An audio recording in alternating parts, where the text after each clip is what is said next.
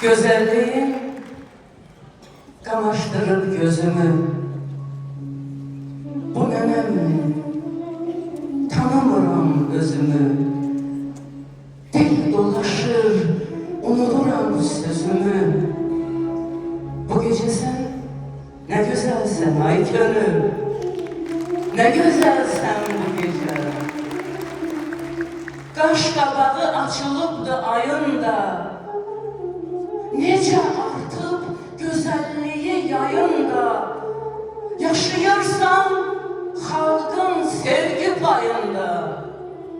Bu gece sen ne güzelsen. Ne güzelsen bu gece. Her seher yuxumdan nəğməylə oyan. Yerlerin, göylerin ətrine boyan. Dayan. Seni seven milyonların karşısında beləcə dayan. Bu gece sen ne güzelsen. Ne güzelsen bu gece. Könül Kərimova, uğurlar.